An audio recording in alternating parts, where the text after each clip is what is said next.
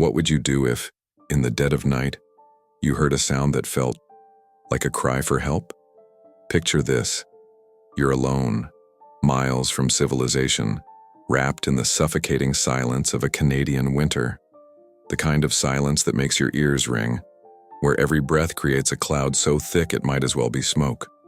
Outside, the world has turned into a frozen wasteland where survival isn't guaranteed, and death whispers through every gust of wind. It's 3 in the morning. The thermometer reads -45 degrees Celsius. That's the kind of cold that turns your breath into ice crystals before it leaves your lungs. The kind of cold that can kill you in minutes if you're not prepared. The kind of cold that makes even the bravest souls question why they ever thought isolation was a good idea. But you chose this. You came here to escape something far worse than the bitter embrace of winter. You came here because sometimes the coldest places on earth feel warmer than the memories that haunt you. You came here because silence, even the kind that threatens to drive you mad, is better than the noise of a world that took everything you loved. Your cabin creaks under the weight of accumulated snow. The wooden beams groan like old bones, protesting against nature's relentless assault.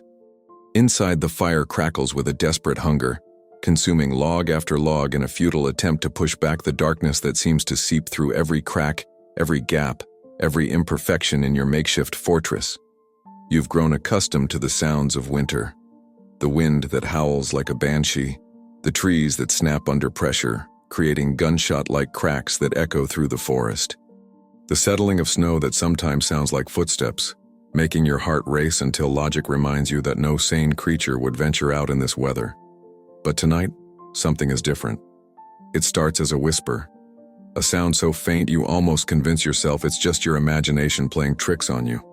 You pause, fork halfway to your mouth, the beans from your can of dinner growing cold as you strain to listen. There it is again. Not the wind, not the trees. Something else. Something alive. The sound comes from outside your door, muffled by layers of snow and ice, but unmistakably real. It's not quite a growl, not quite a whimper. It's something in between. Something that speaks of desperation in a language older than words. Something that makes every instinct in your body scream two contradictory messages. Run and help. You set down your fork with trembling hands, though you're not sure if the trembling comes from the cold or from something far more primal. Fear. The kind of fear that evolution hardwired into your DNA. The kind that kept your ancestors alive when they shared this world with creatures that could end their existence with a single swipe of massive claws. The sound comes again. Longer this time. More insistent. It reverberates through the thin walls of your cabin like a prayer, spoken in a language you don't understand, but somehow recognize. It's the sound of something lost, something hurt, something that has traveled through hell to reach your door. You approach the window, each step feeling like it might be your last. The frost on the glass has created patterns that look like skeletal fingers, reaching across the surface as if trying to claw their way inside. You wipe away just enough ice to peer out into the darkness, but the swirling snow creates a curtain that hides whatever waits beyond. Another sound. Closer now. Right outside your door. Your heart pounds so hard you're certain it can be heard over the storm. Every logical thought tells you to stay inside, to wait until morning, to let whatever is out there find its own way to survival or death. But something deeper, something that connects you to every living thing that has ever struggled against the indifference of nature, pulls you toward that door. You know that opening it could be the last decision you ever make. You know that what waits on the other side might be your death dressed in fur and claws. But you also know that the sound you're hearing isn't a threat. It's a plea. Meet Liam Carter, 38 years old, though the lines etched around his eyes suggest someone who has lived several lifetimes in those years. Once upon a time, those same eyes captured the world through a camera lens, freezing moments of wild beauty that most people would never witness. National Geographic knew his name. Wildlife magazines fought over his photographs. He was the man who could spend weeks tracking a single snow leopard just to capture one perfect shot of maternal tenderness, who could lie motionless in Arctic conditions for days to document the migration patterns of caribou. But that was before the accident that took Sarah and Emma. Before the world lost all its color and every photograph he tried to take came out gray, no matter how vibrant the subject. Before, success felt like mockery and recognition felt like salt in wounds that refused to heal. Now, Liam Carter is a ghost of his former self, haunting this remote cabin in the Yukon territory, like a man serving a sentence he imposed upon himself. The cabin isn't much to look at, 40 square meters of rough-hewn logs and stubborn determination, perched on the edge of nowhere like a dare to the wilderness. No electricity except for a small solar panel that barely powers a radio. No running water except what he melts from snow. No company except for the memories that followed him here despite his best efforts to outrun them. He chose this place specifically because it's unmarked on most maps. Because the nearest human being lives over 200 kilometers away. Because the isolation here is so complete, it feels like being the last person on Earth, which, on his darkest days, is exactly what he wishes were true. His daily routine has become a meditation on survival. Wake before dawn to check the fire that must never be allowed to die. Melt snow for water, a process that takes longer than most people spend deciding what to wear. Check the weather radio for storm warnings that might mean the difference between life and death. Inventory food supplies with the meticulous attention of someone who understands that a single miscalculation could be fatal. The philosophy he's developed out here is simple: silence and survival. Speak only when necessary, which means barely speaking at all since the nearest ears belong to creatures that wouldn't understand English anyway. Move with purpose, waste nothing. Respect the fact that nature doesn't care about your plans, your past, or your pain. Nature simply is, and in that simple existence, Liam has found something approaching peace. He's learned to read the sky like a book, to predict weather changes hours before they arrive by watching how the wind shifts the snow. He's memorized every sound the cabin makes under different weather conditions, can tell the difference between the groan of wood adjusting to temperature and the creak that might indicate structural failure. He's mapped every animal trail within a 5-kilometer radius, not because he hunts, he doesn't have the heart for it anymore, but because understanding the patterns of life around him has become essential to his own survival. The irony isn't lost on him that he spent years photographing life in its rawest, most beautiful forms, only to end up living it himself in its most stripped-down essential state. Out here, there's no hiding behind a camera lens. There's no capturing beauty from a safe distance. There's only the immediate, undeniable reality of existence reduced to its most basic elements: warmth, food, shelter, and the constant negotiation between human fragility and nature's indifference. He's been here 18 months now, long enough to experience 2 full winters and to understand that each one is a test that many don't pass. He's seen the abandoned cabins scattered throughout the territory, silent monuments to people who thought they could master this environment, and learned too late that the environment doesn't accept masters. But Liam isn't trying to master anything. He's trying to disappear, to fade into the landscape until he becomes as much a part of it as the trees and the stones and the endless snow. He's trying to reduce himself to something so simple that guilt can't find him, grief can't touch him, and memories can't penetrate the fortress of routine and silence he's built around himself. His camera sits in a corner of the cabin, gathering dust like an abandoned religion. Sometimes he catches himself looking at it, feeling phantom muscle memory in his fingers, the ghost of creative impulses that once drove him across continents in pursuit of the perfect shot. But those impulses feel like they belong to someone else now, someone who believed that beauty could be captured and preserved, that moments could be frozen and made permanent. Out here, he's learned that nothing is permanent, except change itself. The landscape that looks identical day after day is actually in constant motion, constantly reshaping itself according to laws far older and more powerful than human understanding. The snow that fell yesterday is not the same snow that falls today, even though they look identical to untrained eyes. This understanding has become his new philosophy: acceptance of impermanence, respect for forces beyond his control, and the profound peace that comes from wanting nothing more than what each day requires for survival. It's a hard-won peace, purchased with the sacrifice of everything he once thought mattered, but it's genuine in a way that his previous life never was. But tonight, as he sits in his cabin listening to sounds that don't belong to his carefully cataloged world, Liam Carter is about to discover that even the most carefully constructed solitude can't protect you from the unexpected compassion of a broken heart. Nature, it seems, had other plans for him all along. If you believe compassion still has a place in this world, subscribe to this channel now. We tell stories that restore hope. Liam's hand hovers over the door handle for what feels like an eternity, his breath creating small clouds in the frigid air inside the cabin. The sound outside has stopped, replaced by a silence so complete it feels like the world is holding its breath. Part of him hopes that whatever was out there has moved on, continued its journey into the endless white expanse where he wouldn't have to make a choice between self-preservation and the inexplicable pull toward whatever creature had traveled through hell to reach his door. But he knows it's still there. He can sense it the way you sense someone watching you from across a crowded room, a primal awareness that bypasses logic and speaks directly to instincts honed over millennia of evolution. Something is waiting just beyond the thin barrier of wood and metal that separates his world from the wilderness. With a slow, deliberate motion that feels like signing his own death warrant, Liam turns the handle and pulls the door open. The sight that greets him defies every expectation, every nightmare scenario his imagination had conjured in the moments before opening that door. Standing in the swirling snow, illuminated by the weak yellow light spilling from his cabin, is a massive female grizzly bear.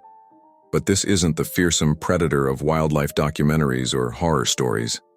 This is something far more heartbreaking. She's enormous, easily 300 kilograms of muscle and fur that should command respect and inspire terror. But her massive frame is hunched with exhaustion, her thick brown coat matted with ice and snow that is frozen into crystalline sculptures across her body. Her breath comes in labored puffs that form instant clouds in the Arctic air, each exhalation a visible testament to the tremendous effort it has taken her to reach this place. But it's her eyes that stop Liam's heart. Dark, intelligent eyes that should be filled with the wild alertness of an apex predator are instead clouded with something he recognizes immediately: desperation. These aren't the eyes of a creature looking for prey. These are the eyes of a mother who has exhausted every other option, because clutched against her massive chest, held with a gentleness that seems impossible from something so powerful, is a tiny cub. The baby can't be more than a few months old, small enough that the mother could carry it in one massive paw, its own fur pale and sparse compared to its mother's thick winter coat. The cub isn't moving, and for a terrifying moment, Liam thinks it might already be too late. Then he sees the shallow rise and fall of the tiny chest, sees one small paw twitch against its mother's fur, and realizes that the cub is alive but barely conscious from cold and exhaustion. The mother has kept her baby warm by holding it close to her own body heat, but even her tremendous natural defenses against the cold are failing against the brutal arithmetic of survival in temperatures that can kill even the hardiest creatures. The female bear doesn't growl or show her teeth. She doesn't rear up on her hind legs in the display of dominance that every nature documentary has taught humans to fear. Instead, she takes one small step forward, then stops, her eyes never leaving Liam's face. In that moment, two species separated by millions of years of evolution communicate in a language older than words. She's asking for help. The recognition hits Liam like a physical blow.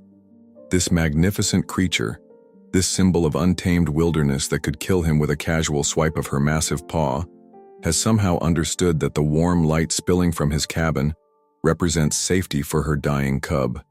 She has overcome every instinct that tells wild animals to avoid humans, has fought her way through kilometers of killing cold, has risked everything on the desperate hope that the strange creature living in this wooden den might show mercy to a mother and her baby.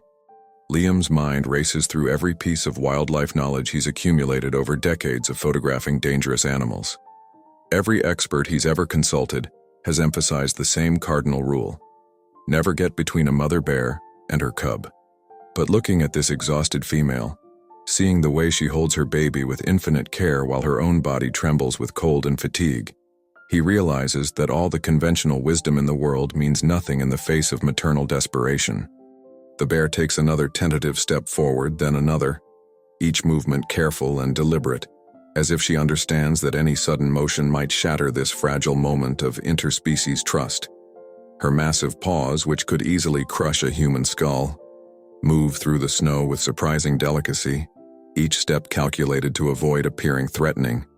When she's close enough that Liam can see the individual snowflakes melting against the warm darkness of her nose, she stops again. For a moment that stretches like eternity, they simply look at each other. He can see intelligence in her eyes, can see her evaluating him just as surely as he's evaluating her. She's reading his posture, his scent, the subtle signals that will tell her whether this strange creature represents salvation or just another danger in a world already full of them. Then, in a gesture so human it takes his breath away, she gently adjusts her grip on the cub and extends her massive head slightly forward, as if offering her baby for his inspection. The message is unmistakable. Please help my child. Liam can see now that the cub is in serious trouble. Its breathing is shallow and irregular, its small body limp with hypothermia. Without intervention, it will be dead within hours, maybe minutes. The mother knows this with the terrible clarity that comes with watching your child slip away, despite everything you can do to save them. Looking into those dark, desperate eyes, Liam makes a decision that goes against every survival instinct he possesses. He steps back into his cabin, leaving the door open, and gestures for the mother to follow. It's an invitation that could get him killed, but it's also the only choice his conscience will allow him to make. The bear hesitates for a moment, then slowly, carefully steps across the threshold into the warmth and safety of human shelter, carrying her precious burden with the infinite care of a mother who refuses to give up hope. In that moment, as a wild grizzly bear enters his cabin seeking help for her dying cub, Liam Carter understands that sometimes the rules of survival must give way to something far more powerful: the universal language of love between parent and child. What would you have done if a bear came to your door like this? Share your thoughts in the comments. 4. The inner battle, risking everything for a stranger. 900 words.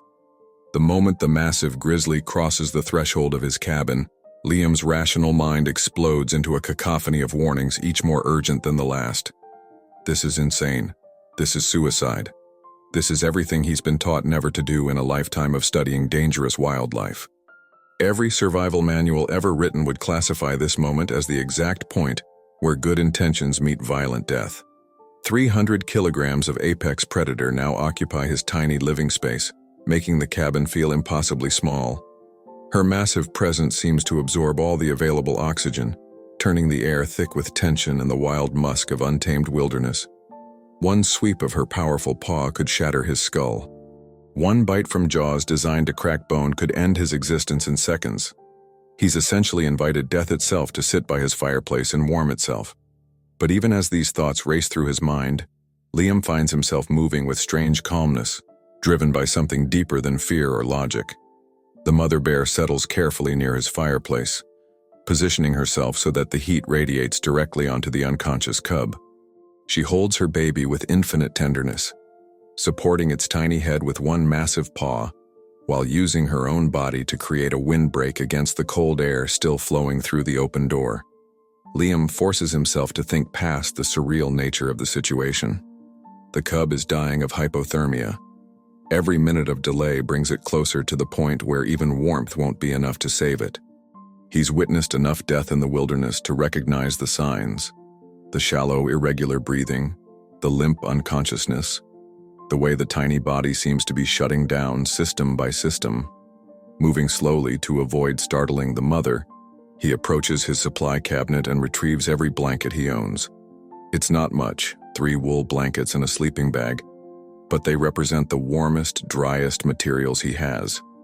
The mother watches his every movement with alert intelligence, her dark eyes tracking his hands as he approaches with the blankets. When he kneels beside her, close enough to smell the wild scent of her fur and feel the heat radiating from her massive body, she doesn't growl or show any sign of aggression. Instead, she carefully shifts the cub in her arms, creating space for Liam to wrap the tiny creature in the warmth of human-made protection. Working together in unprecedented cooperation, they create a nest of blankets around the cub. Liam's hands shake, whether from cold, fear, or adrenaline he can't tell, as he tucks the soft wool around the baby's unconscious form. The cub is so small, so fragile, that it barely makes a dent in the pile of blankets. Its fur is thin and pale, nothing like the thick protection its mother carries, and Liam realizes this baby was probably born much later in the season than ideal, making it especially vulnerable to the killing cold. The mother allows him to work, occasionally adjusting her position to give him better access to her cub, but never moving far enough away that she couldn't intervene instantly if she perceived any threat. It's a trust so profound it takes his breath away. A wild creature allowing a member of another species to touch her most precious possession. As he works, Liam's mind continues its battle between reason and compassion. He knows that bears emerging from their dens in deep winter usually means something has gone wrong. Maybe their den collapsed under the weight of snow. Maybe food was too scarce before hibernation, forcing them to wake early in search of sustenance. Maybe the mother is sick or injured, unable to produce enough body heat to keep her cub warm through the long winter sleep. Whatever brought them here, the mathematics of the situation are brutal. Without shelter, food, and sustained warmth, both mother and cub will be dead within days. The temperatures outside are beyond the survival threshold for even the hardiest creatures.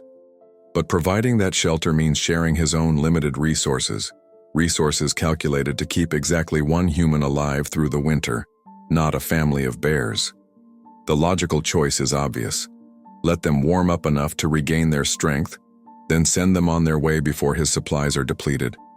But looking at the mother's exhausted face, seeing how she gently licks her cub's tiny head with enormous tenderness, Liam knows he can't make the logical choice. Some decisions transcend logic, reaching into the realm of simple humanity. He rises quietly and moves to his back wall, where a tarp and some rope are stored. If he's going to do this, if he's going to risk everything to save two creatures that could easily kill him, he needs to do it right. Moving with purpose now, he begins fashioning a makeshift shelter against the back wall of his cabin, using the tarp to create a wind-protected space where the bears can stay warm without taking over his entire living area. The mother watches his preparations with what seems like understanding, occasionally making low, soft sounds that might be encouragement or simply expressions of relief. When he's finished creating the shelter, she carefully moves her cub to the new space, settling into a position that maximizes the baby's exposure to warmth while keeping herself between the human sleeping area and her vulnerable offspring. As night deepens around them, Liam lies in his bed listening to the sound of a grizzly bear breathing softly nearby, cradling her cub in a nest of human blankets beside a fire tended by the very species she should instinctively fear. The impossibility of the situation isn't lost on him, but neither is the profound privilege of witnessing such trust. He has chosen compassion over caution, and whatever consequences follow, he knows he'll face them with a clear conscience. Dawn breaks gray and bitter over the Yukon landscape, revealing a world where the storm has carved new sculptures from the snow, creating drifts that reach nearly to the cabin's windows. Inside, an unprecedented scene unfolds as Liam wakes to find himself sharing his morning routine with two grizzly bears who have somehow, impossibly, made themselves at home in his tiny sanctuary. The cub survived the night. This small miracle announces itself through tiny mewing sounds as the baby stirs in its nest of blankets, no longer the limp, nearly lifeless creature from the previous evening. The mother, whom Liam has begun thinking of as Tulimak, an Inuit word meaning rib, though he has no idea why this name came to him, responds immediately to her cub's sounds with gentle nuzzling and soft vocalizations that sound remarkably like reassurance. Watching them together, Liam feels something stir in his chest that he hasn't experienced in over 2 years.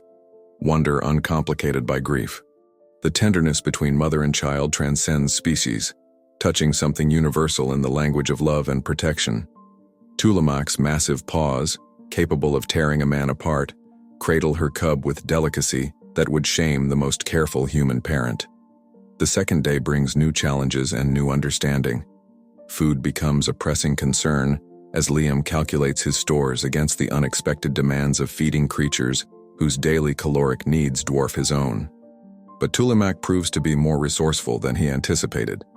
When he opens the cabin door to check the weather, she moves to the entrance and begins digging through the snow with powerful strokes of her claws, eventually uncovering a cache of frozen berries and roots that she must have detected through scent alone. She shares this find freely, pushing portions toward Liam with gentle nudges, as if understanding that their survival has become linked. The gesture moves him profoundly. Here is a creature that could easily take everything he has by force, instead offering to share what little she's found. It's a lesson in generosity that shames him when he thinks of how readily humans hoard resources while others suffer. By the third day, an extraordinary routine has established itself. Liam tends the fire while Tulimak manages the care of her cub. But their activities overlap in ways that suggest genuine cooperation rather than mere coexistence. When he needs to venture outside to gather firewood, she positions herself near the door, her massive presence serving as both guard and deterrent to any other predators that might threaten their temporary family unit. The cub, growing stronger by the hour, begins to show curiosity about its unusual surroundings. It crawls across the blankets with increasing confidence, occasionally approaching Liam with the fearless trust that only the very young possess. When tiny paws bat at his shoelaces or investigate the strange textures of human-made objects, Liam finds himself smiling for the first time since Sarah and Emma died. Tulimak watches these interactions with careful attention, but her vigilance seems protective rather than suspicious. She appears to understand that this strange creature has saved her cub's life, and now poses no threat to either of them. More remarkable still, she begins to display behaviors that suggest she's actually learning from him. When Liam banks the fire for maximum heat efficiency, she observes closely, and later he watches her use her own body to redirect air currents in ways that optimize warmth distribution throughout their shared space.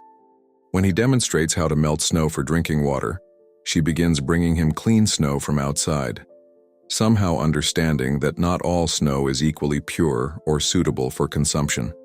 These small exchanges create a communication system more sophisticated than anything he learned in his years of wildlife photography. They develop a vocabulary of gestures and vocalizations that transcends the normal boundaries between species. A certain rumble from Tulimak means she's detected weather changes before his instruments register them. A particular positioning of her ears indicates she's heard something in the distance that requires attention. The most profound moment comes late on the third evening when the cub, now fully recovered and playful, crawls across the cabin floor and settles against Liam's leg as he sits reading by the fire. The tiny creature radiates trust and contentment, and when he carefully strokes its soft fur, Tulimak makes a sound he's never heard from a bear before, something like a purr mixed with contentment, a maternal acknowledgement that her cub is safe in this stranger's care. But even as this impossible bond deepens, Liam knows it cannot last. The storm is breaking, the temperatures rising slightly, and survival instincts on both sides will soon reassert themselves. Wild creatures belong in the wild, and his solitary existence cannot accommodate permanent guests, no matter how extraordinary the circumstances that brought them together. On the morning of the fourth day, he wakes to find Tulimak standing by the door, her cub strong and alert in her arms. She looks back at him once, and in her dark eyes he sees something that might be gratitude, might be farewell, might be a promise he doesn't yet understand. Without ceremony, without looking back, she carries her cub into the brightening morning and disappears into the endless white expanse from which she came. The cabin feels impossibly empty in their absence, silence rushing in to fill the spaces where breathing and movement and life had been. Liam stands in his doorway watching until even their tracks are obscured by blowing snow, wondering if he dreamed the whole impossible interlude, wondering if he'll ever see them again. Spring arrives in the Yukon like a reluctant awakening, slow and uncertain, melting the world back into recognizable shapes.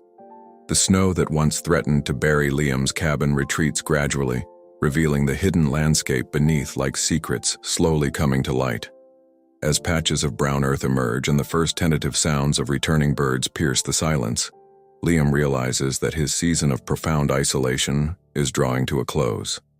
The memories of those 3 extraordinary days have settled into his consciousness like a dream that refuses to fade, becoming more vivid and meaningful with each passing week rather than growing dim with time. He finds himself touching the blankets where the cub slept, searching the tree line for signs of massive shapes moving through shadows, listening for sounds that might indicate Tulimak and her baby are somewhere nearby. But the wilderness reveals nothing.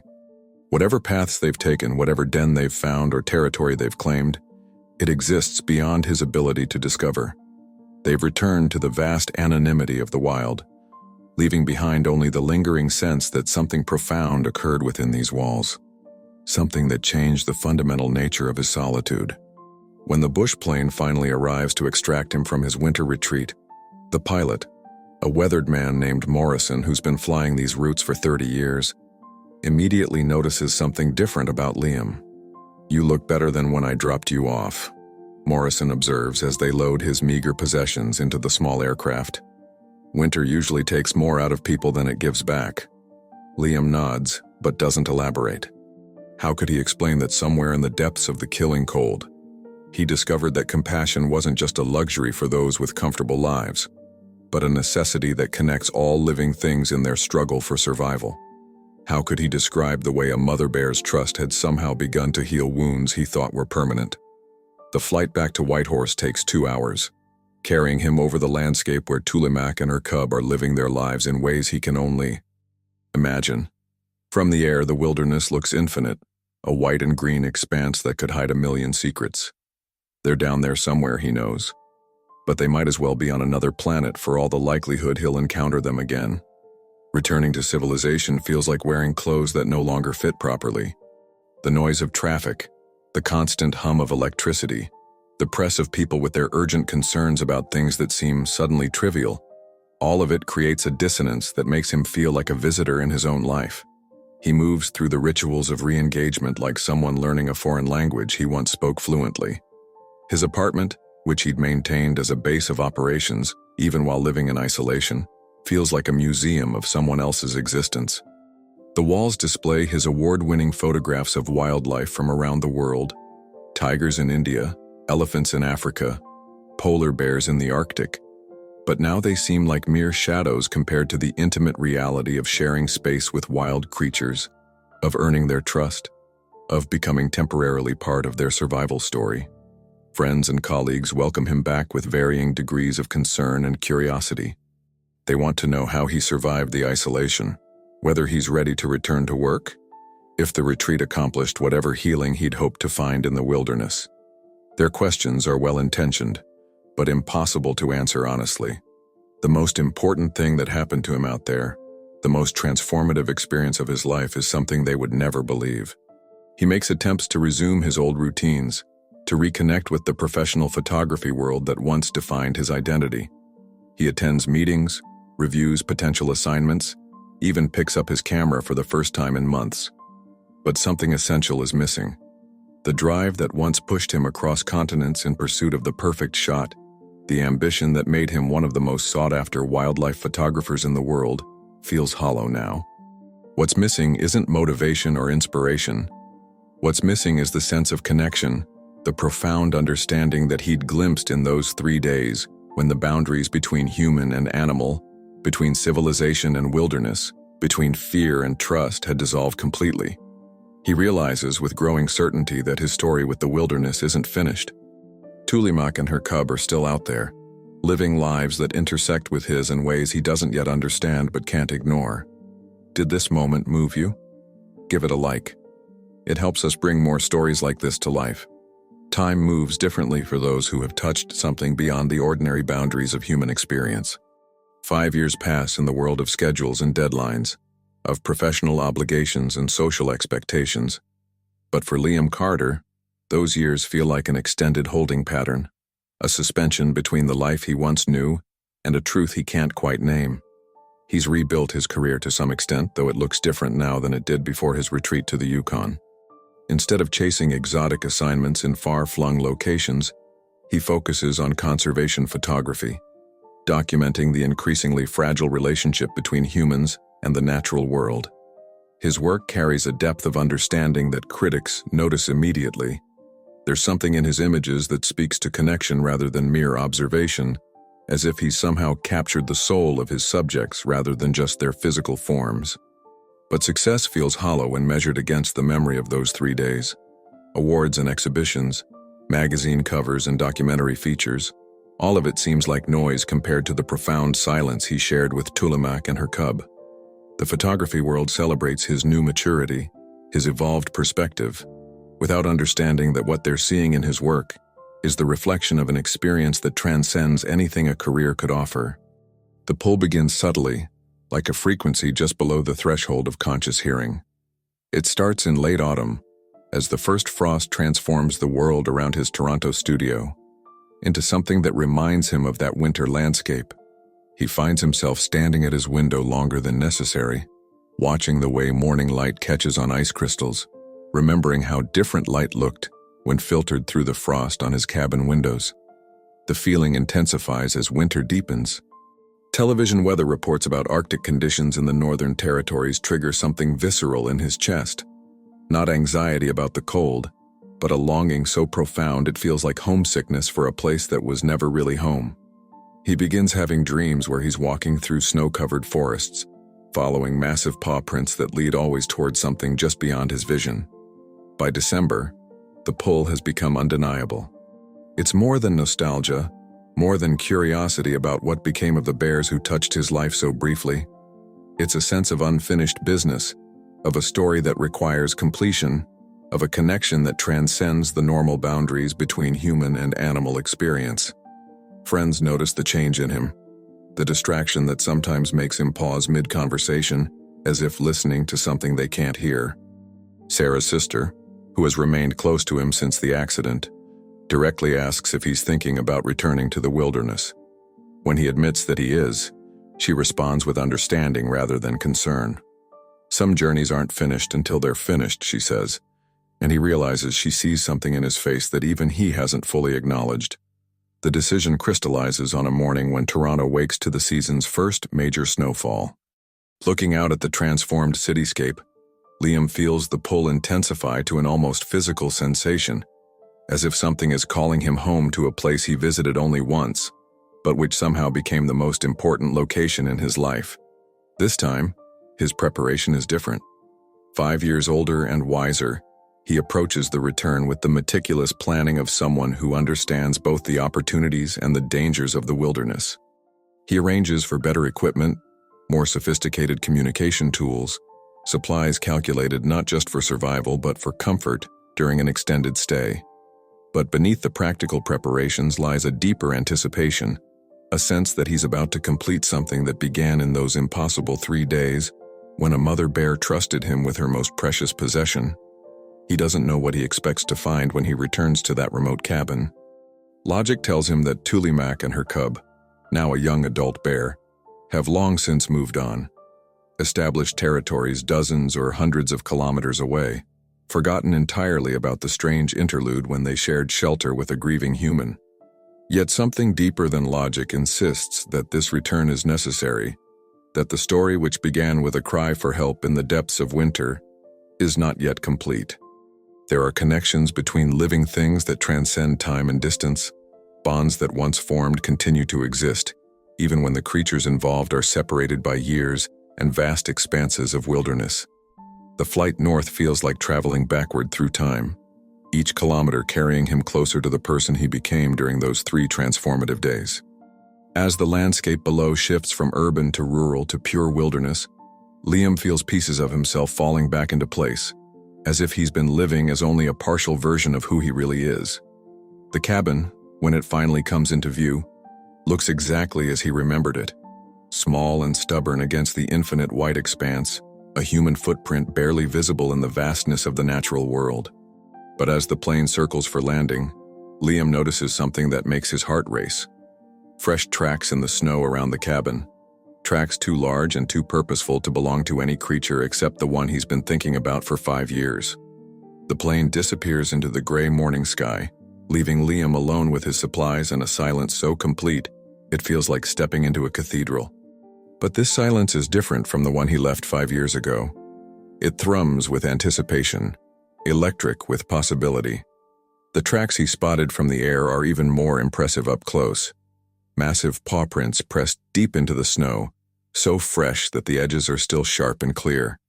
These aren't random wanderings. The pattern of the prints suggests deliberate movement, a purposeful approach to the cabin followed by what appears to be a careful circling of the structure. Something large and intelligent has been investigating his temporary home, and the size of the tracks leaves no doubt about what that something might be. Liam approaches his cabin with the careful attention of someone who understands that he's entering a space that may no longer be entirely his own. The door is exactly as he left it, secured against weather and wildlife. But the concentration of tracks around the entrance tells a story of recent visits, of something that has been checking this place repeatedly.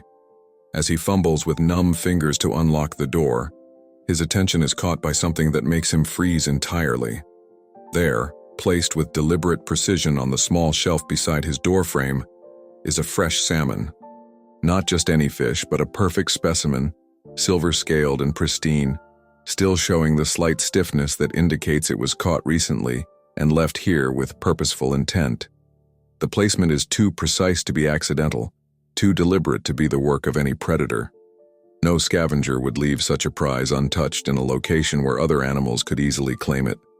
This fish has been positioned exactly where a human would notice it immediately upon arriving, placed with the kind of thoughtful consideration that speaks to intelligence and intent.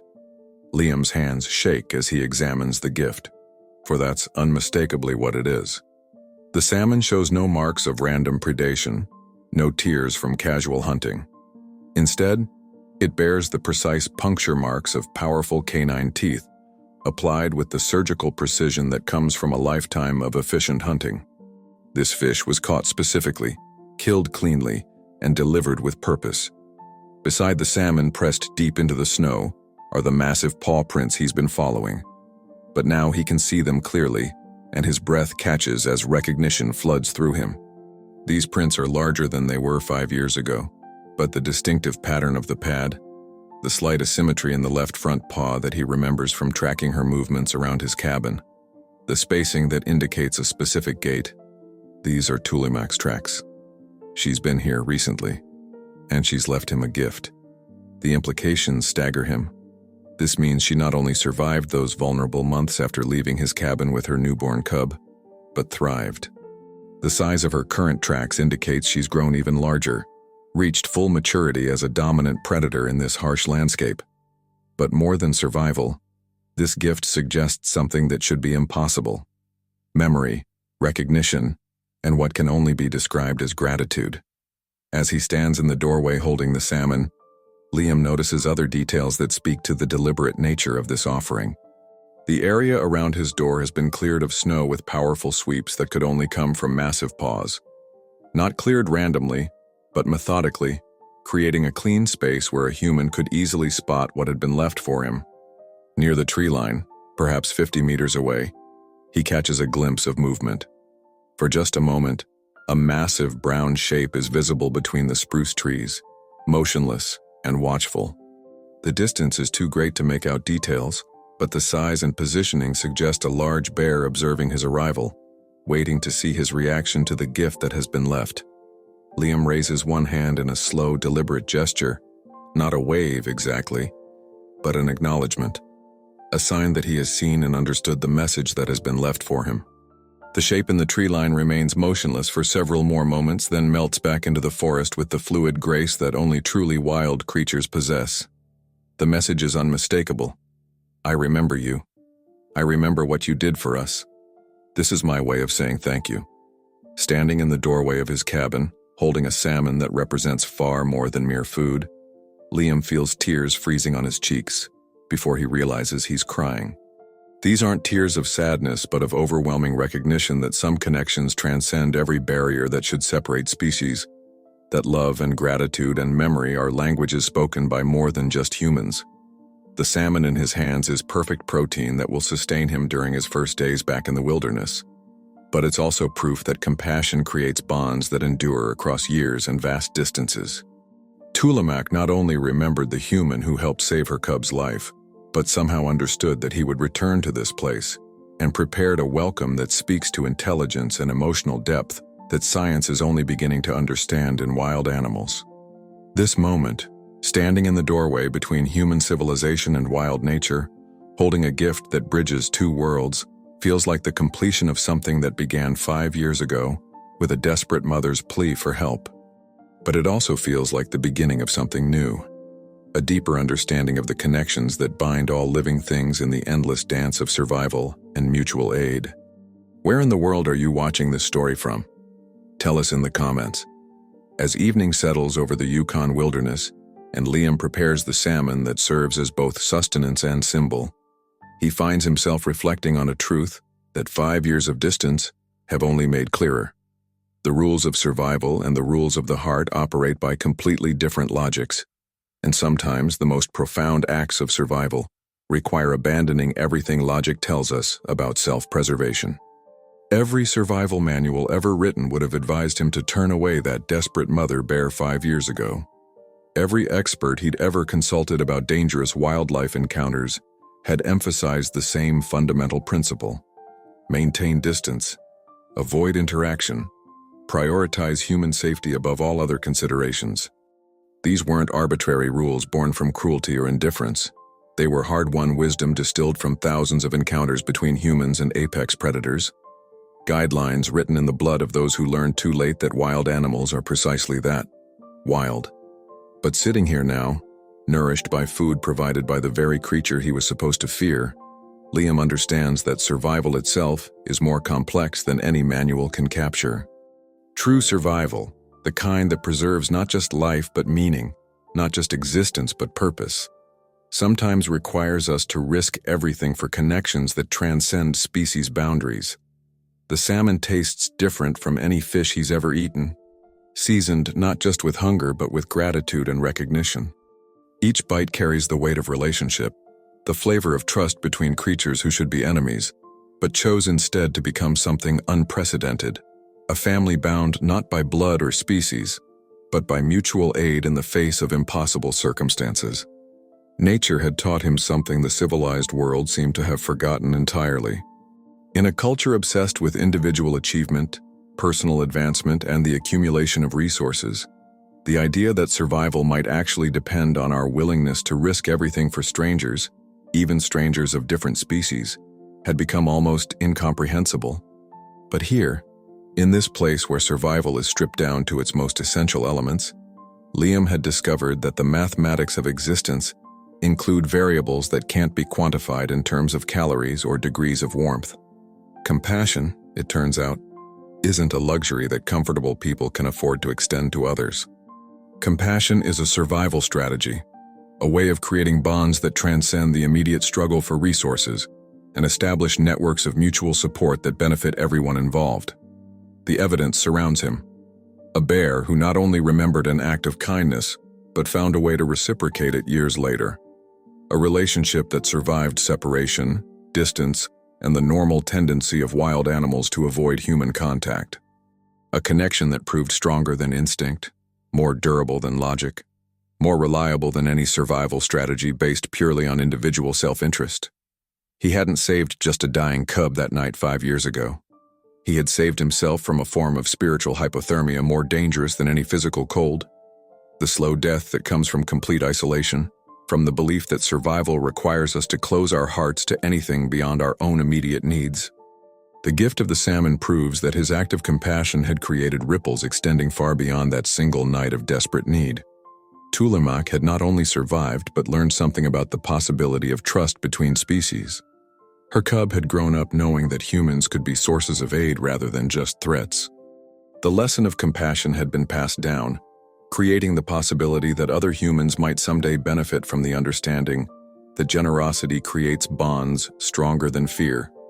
Looking out at the vast wilderness that surrounds his small cabin, Liam realizes that he's no longer the same man who came here seeking isolation from a world that had taken everything he loved. That man had been broken by loss, convinced that connection only led to pain, that love inevitably resulted in grief too profound to survive. But the wilderness had taught him a different truth, that love is not a finite resource depleted by loss, but a renewable energy that grows stronger when shared, even across the seemingly impossible barriers between species. The grief that drove him to isolation had not disappeared, but it had been transformed into something generative rather than destructive, a source of empathy that allowed him to recognize desperation in a mother bear's eyes and respond with the same fierce protective love he had once felt for his own family. The rules of survival and the rules of the heart, he now understands, are not opposing forces. They are complementary aspects of a deeper wisdom that recognizes survival itself as meaningless without connection, purpose, and the willingness to risk everything for love. As Liam settles into his first night back in the wilderness, the salmon satisfying his hunger while the memory of Tulamac's gift warms his heart more effectively than any fire could warm his body. He understands that this story is far from over. What began 5 years ago with a desperate plea for help has evolved into something more profound. Proof that the connections between living beings transcend every boundary that should separate them, creating bonds that endure across time, distance, and the vast differences between species. This moment, sitting in a remote cabin, nourished by food provided by a wild creature who somehow understood that gratitude could be expressed through generosity, represents more than just an extraordinary encounter between human and animal. It represents a fundamental truth about the nature of survival itself, about the way compassion creates networks of mutual aid that benefit everyone involved, about the possibility that love might actually be the most practical survival strategy ever devised. But Tulamac's story is just one thread in a vast tapestry of connections between humans and the natural world, connections that science is only beginning to understand and document. Across the globe, in environments from Arctic tundra to tropical rainforests, from urban parks to remote wilderness areas, similar stories unfold daily, moments where the artificial boundaries between human and animal dissolve, revealing the underlying unity that connects all living things in their struggle for survival and meaning. Every day, researchers document new evidence of animal intelligence, emotional depth, and capacity for memory that challenges everything we thought we knew about the inner lives of creatures we once dismissed as operating purely on instinct. Elephants mourning their dead with rituals that mirror human grief. Dolphins cooperating with human fishermen in partnerships that benefit both species. Whales learning new songs from human music and incorporating those melodies into their own communication systems. These aren't isolated incidents or anthropomorphic projections of human emotions onto animal behavior. They're glimpses of a reality where consciousness, memory, gratitude, and love exist throughout the natural world in forms we're only beginning to recognize and understand. They're proof that the story of life on Earth is not a competition between species for limited resources, but a collaboration between conscious beings working together to create meaning from the beautiful, terrible, magnificent challenge of existence. Liam's encounter with Tulamac and her cub represents a microcosm of this larger truth.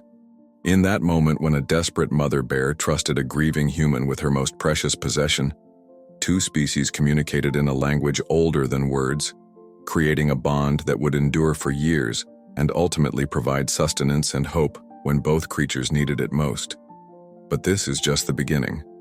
The wilderness holds thousands of similar stories, each one a testament to the power of compassion to create connections that transcend every logical boundary. Stories of wolves returning to protect the humans who once saved them from traps. Tales of rescued birds bringing gifts to their human saviors years after being released into the wild. Accounts of marine animals seeking help from human divers when injured or entangled, somehow understanding that these strange creatures possess the intelligence and tools necessary to provide aid. These stories matter because they challenge the fundamental assumption that survival requires us to view other species as competitors, threats, or resources to be exploited. They reveal instead a world where survival is enhanced through cooperation, where the strongest and most resilient ecosystems are those characterized by mutual aid between species, where the very act of showing compassion to other creatures creates networks of support that benefit everyone involved. The salmon that nourishes Liam tonight is more than food.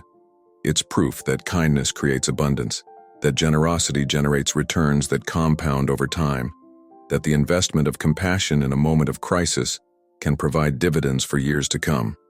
It's evidence that even in the harshest environments on Earth, love is not a luxury, but a necessity, not a weakness, but the ultimate survival strategy. As he prepares for sleep, listening to the sounds of a wilderness that no longer feels empty but full of invisible connections and possible encounters, Liam knows that tomorrow might bring new stories, new opportunities for the kind of interspecies communication that transforms both human and animal lives.